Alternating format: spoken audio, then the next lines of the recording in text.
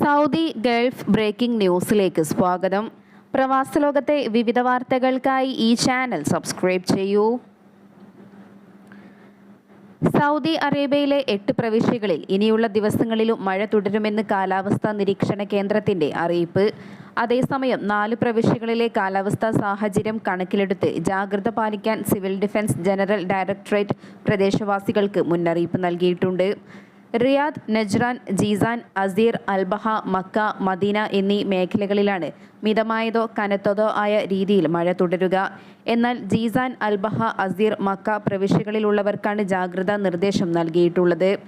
മഴക്കാലത്തെ സുരക്ഷയ്ക്ക് വെള്ളക്കെട്ടുകൾ, താഴ്വരകൾ, അണക്കെട്ടുകൾ എന്നിവയിൽ നിന്നും അകന്നു നിൽക്കേണ്ടതുണ്ടെന്നും മുന്നറിയിപ്പിൽ ചൂണ്ടിക്കാണിച്ചു. ചെങ്കടലിന്റെ വടക്ക് നിന്ന് വടക്ക് പടിഞ്ഞാറൻ ദിശയിലേക്ക് മണിക്കൂറിൽ 15 മുതൽ 45 വരെ കിലോമീറ്റർ വേഗതയിൽ കാറ്റ് വീശാൻ സാധ്യതയുണ്ടെന്നും കാലാവസ്ഥാ നിരീക്ഷണ കേന്ദ്രത്തിന്റെ അറിയിപ്പിലുണ്ട്. എമിറേറ്റ്സ് ഫ്ലൈറ്റ് ട്രെയിനിംഗ് അക്കാദമിയുടെ പരിശീലന വിമാനം അപകടത്തിൽപ്പെട്ടു. സൈറസ് SR-22 വിഭാഗത്തിൽപ്പെട്ട വിമാനമാണ് അപകടത്തിൽപ്പെട്ടത്. അതേസമയം ആർക്കും പരിക്കേറ്റിട്ടില്ലെന്ന് എമിറേറ്റ്സ് വക്താവ് പ്രാദേശിക മാധ്യമങ്ങളോട് അറിയിച്ചു. അപകടത്തെക്കുറിച്ച് അന്വേഷണം ആരംഭിച്ചിട്ടുണ്ട്. അൽ മക്തൂം വിമാനത്താവളത്തിലാണ് പരിശീലന കേന്ദ്രം.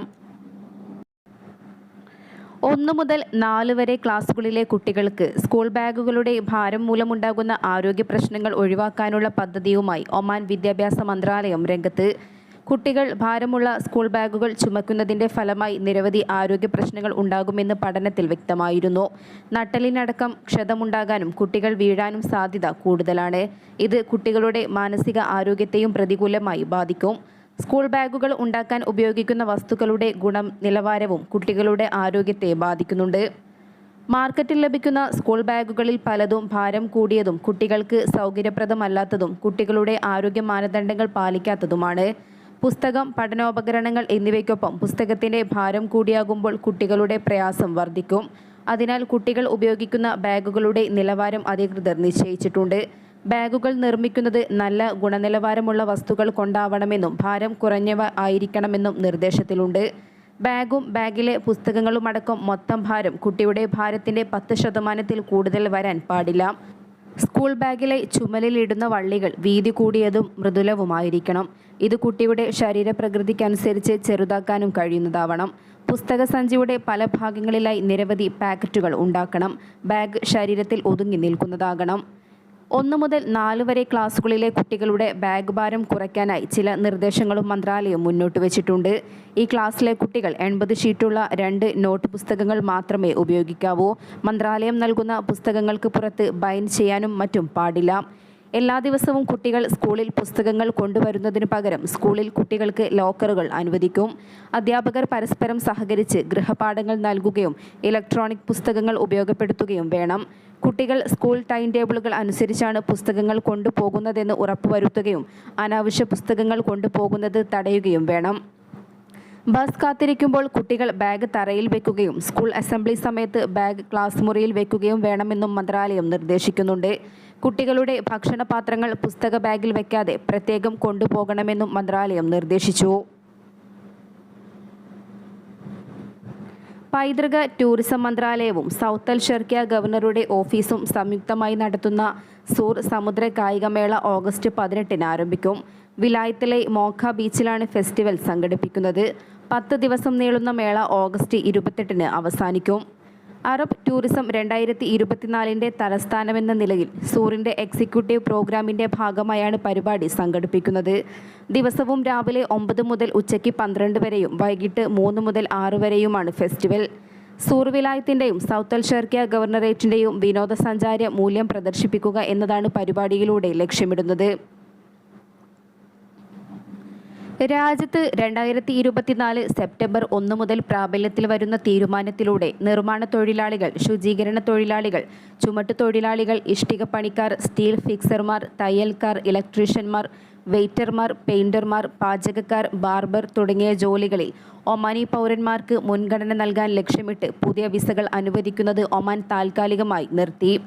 റോയൽ ഡിഗ്രി നമ്പർ 53/2023 പുറപ്പെടുവിച്ച തൊഴിൽ നിയമത്തെ അടിസ്ഥാനമാക്കി തൊഴിൽ താൽപ്പര്യങ്ങൾക്കനുസൃതമായി മന്ത്രിതല തീരുമാനം നമ്പർ 180/2022 പ്രകാരം നൽകിയ ട്രേഡിംഗ് പെർമിറ്റുകൾക്കായി തൊഴിൽ മന്ത്രാലയം നൽകുന്ന സേവന മാർഗനിർദ്ദേശങ്ങൾ ഇനി പറയുന്നു.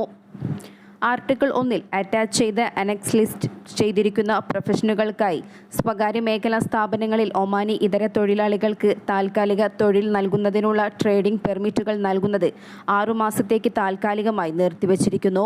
നിലവിൽ വിസയിലുള്ളവർക്ക് വിസ പുതുക്കുന്നതിനോ സ്പോൺസർ മാറുന്നതിനോ തടസ്സമുണ്ടായിരിക്കില്ല.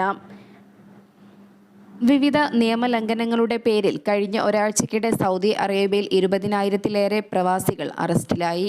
ആഭ്യന്തര മന്ത്രാലയത്തിന്റെ നേതൃത്വത്തിൽ വിവിധ സുരക്ഷാ ഏജൻസികളുടെ സഹകരണത്തോടെ നടത്തിയ റെയ്ഡുകളിലാണ് താമസ തൊഴിൽ അതിർത്തി സുരക്ഷാ നിയമങ്ങൾ ലംഘിച്ച 20,471 പ്രവാസികളെ സൗദി അധികൃതർ പിടികൂടിയത്.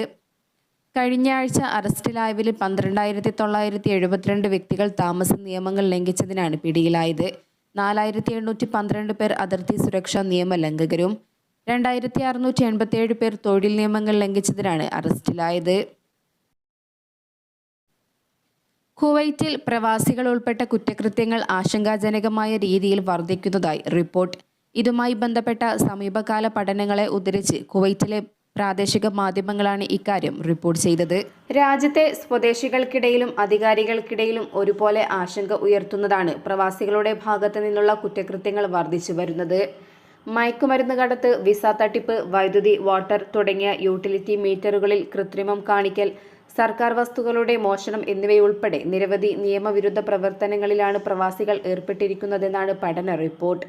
ഇതിനു പുറമെ പ്രവാസികൾക്കിടയിൽ വർദ്ധിച്ചു വരുന്ന ക്രിമിനൽ സ്വഭാവം പൊതുസുരക്ഷയെ അപകടപ്പെടുത്തുകയും അവ കൈകാര്യം ചെയ്യേണ്ടി വരുന്നതിലൂടെ പൊതു ഖജനാവുകൾക്ക് വലിയ നഷ്ടത്തിന് കാരണമാവുകയെന്നും റിപ്പോർട്ടിൽ സൂചിപ്പിക്കുന്നു. സലാലയിൽ തിരമാലകൾ ഉയരുമ്പോഴും കടൽ പ്രക്ഷുബ്ധമാകുമ്പോഴും കടലിൽ ഇറങ്ങുന്നതിന് വിലക്ക്. ഖരീഫ് സീസണിൽ നിയന്ത്രണം ശക്തമാക്കിയിരിക്കുകയാണ്. 3 മുതൽ 5 മീറ്റർ വരെ തിരമാലകൾ ഉയരുന്നതായും കടലിൽ ഇറങ്ങുന്നത് അപകടങ്ങൾക്ക് കാരണമാകുമെന്നും അധികൃതർ ഓർമ്മിപ്പിച്ചു. ബീച്ചുകളിലും മറ്റും കൂടുതൽ സുരക്ഷാ ഉദ്യോഗസ്ഥരെയും നിയമിച്ചിട്ടുണ്ട്. വെള്ളച്ചാട്ടങ്ങൾ, വെള്ളക്കെട്ടുകൾ, അരുവികൾ തുടങ്ങിയ സ്ഥലങ്ങളിലും സുരക്ഷാ മാനദണ്ഡങ്ങൾ പാലിക്കണമെന്ന് സിവിൽ ഡിഫൻസ് ആൻഡ് ആംബുലൻസ് വിഭാഗം ഓർമ്മപ്പെടുത്തി. സുരക്ഷാ മുന്നറിയിപ്പുകൾ തുടരുമ്പോഴും മുങ്ങിമരണങ്ങൾ റിപ്പോർട്ട് ചെയ്യപ്പെടുന്നത് ആശങ്ക സൃഷ്ടിക്കുന്നതാണ്. കഴിഞ്ഞ ദിവസം സലാല ഐൻ ജർസിൽ വെള്ളക്കെട്ടിൽ വീണ് സുഡാൻ സ്വദേശി മരണപ്പെട്ടിരുന്നു. ഇത്തരം അപകടങ്ങൾ ഒഴിവാക്കുന്നതിന് സുരക്ഷാ നിർദ്ദേശങ്ങൾ പാലിക്കണമെന്ന് സിവിൽ ഡിഫൻസ് ആൻഡ് ആംബുലൻസ് വിഭാഗം നിർദ്ദേശിച്ചു. മുതിർന്നവർ വെള്ളത്തിൽ ഇറങ്ങുമ്പോഴും സുരക്ഷാ മാനദണ്ഡങ്ങൾ പാലിച്ചിരിക്കണം. നിയന്ത്രണങ്ങളുള്ള സ്ഥലങ്ങളിലും സമയങ്ങളിലും വെള്ളത്തിൽ ഇറങ്ങുന്നത് ഒഴിവാക്കണം. മുതിർന്നവരുടെ സാന്നിധ്യമില്ലാതെ കുട്ടികളെ വെള്ളക്കെട്ടുകളിലോ നീന്തൽക്കുളങ്ങളിലോ കടലിലോ ഇറങ്ങാൻ അനുവദിക്കരുത്. മാതാപിതാക്കളുടെ അസാന്നിധ്യത്തിൽ കുട്ടികൾ വെള്ളത്തിൽ ഇറങ്ങുന്നത് മുങ്ങിമരണം ഉൾപ്പെടെയുള്ള അപകടങ്ങൾക്ക് കാരണമാക്കും. കുട്ടികൾ മുങ്ങിമരിക്കുന്ന മിക്ക കേസുകളിലും കുടുംബത്തിൻ്റെയും മുതിർന്നവരുടെയും അശ്രദ്ധ പ്രധാന കാരണമാണ്. വാദികൾക്കരികിലേക്ക് പോലും കുട്ടികളെ അയക്കരുത്. ജലമൊഴുക്കുന്ന സമയങ്ങളിൽ ഇത്തരം സ്ഥലങ്ങളിൽ മുതിർന്നവർ പോലും എത്തുന്നത് ഒഴിവാക്കണം. മുന്നറിയിപ്പ് അവഗണിച്ച് നിരോധിത സ്ഥലങ്ങളിൽ ഇറങ്ങുന്നവർക്കെതിരെ ശക്തമായ നിയമ നടപടികൾ സ്വീകരിക്കുമെന്ന് അധികൃതർ മുന്നറിയിപ്പ് നൽകിയിട്ടുണ്ട്.